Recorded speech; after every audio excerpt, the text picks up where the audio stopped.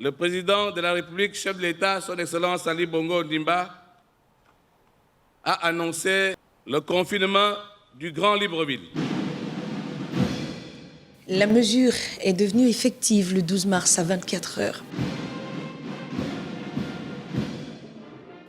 Et comme nous sommes en état d'urgence sanitaire, des forces de deuxième et troisième catégorie sont requises, à savoir la gendarmerie nationale et les forces armées gabonaises.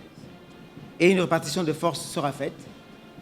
Les forces de police nationale, la gendarmerie nationale et les forces armées gabonaises. Toutes les catégories ont été déployées pour assurer la sécurité du Grand Libreville et plus encore la sécurité de toute la population gabonaise. Mais qui sont donc ces forces de première, deuxième et troisième catégorie?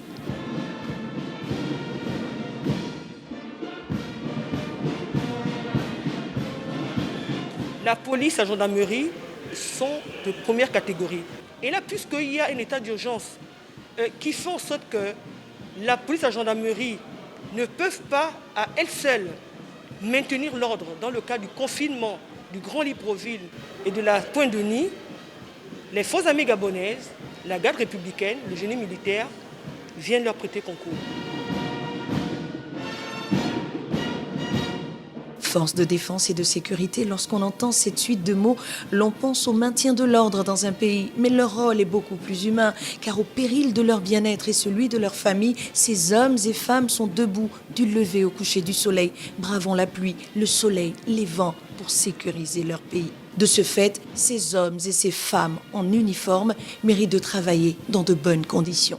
Alors que l'État gabonais a décrété l'urgence sanitaire et le confinement du Grand Libreville, même si à l'épreuve des faits, certaines populations sortent de chez elles sans raison valable, ce sont encore ces hommes et ces femmes qui sont en première ligne pour veiller au respect des mesures.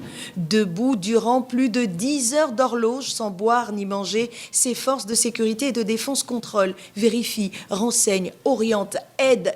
Ils le font pour vous, pour nous. Alors avant de juger ces vaillants soldats qui méritent pourtant des applaudissements ou de minimiser leur apport dans la vie de la nation, fermons les yeux et imaginons nos vies sans leur présence.